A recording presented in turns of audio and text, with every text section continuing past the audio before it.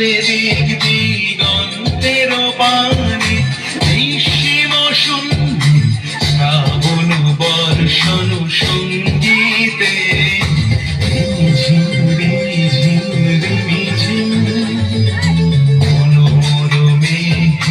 সঙ্গে উড়ে চলে দিক দিগন্তের পানে নিঃসীম শূন্যে শ্রাবণ বর্ষণ সঙ্গীতে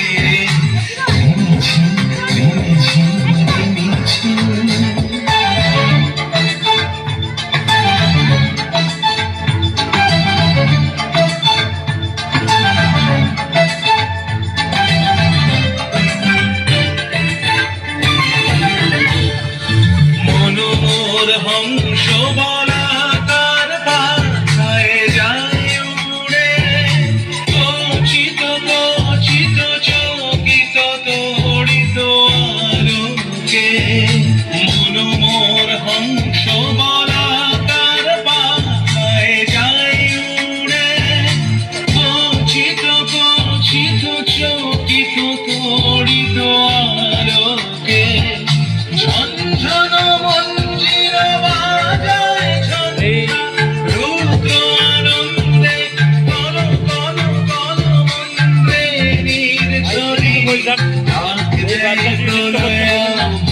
রবীন্দ্রনাথের জন্মদিন, এই পরিবেশ, স্কুলের পরিবেশ, রবীন্দ্রনাথের যে জন্ম,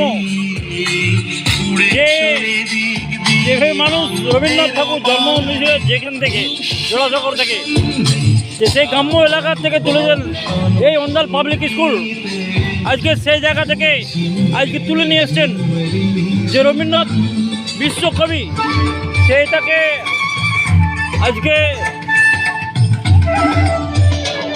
আজকে তোলার ওনারা চেষ্টা করছেন যে বিশ্বকবি এই শিশু বাচ্চাগুলো দেখতে পাচ্ছেন, তাতে আগামী দিনে বিশ্বকবির সঙ্গে ওনারা তুলনা করছেন। সেই দিদিমণিও আজকে এই কথা আমাকে কথা বলেছেন। আগামী দিনে যাই হোক, আজকে দেখতে পাচ্ছেন যে এই যে টিনের টালির চাল কন্ডম করে ঘর করেছেন। মানুষ বলে না যে জলবিন্দুর থেকে সাগরে পরিণত হয়, সে আস্তে আস্তে সে সাগরে সে পরিণত হবে। আপনারা সহযোগিতা করুন, আগামী দিনে আরও এই জায়গা থেকে অন্যান্য পাবলিক স্কুলটা যেন আগামী দিনে এইভাবে মানুষ আজকে দেখছেন না।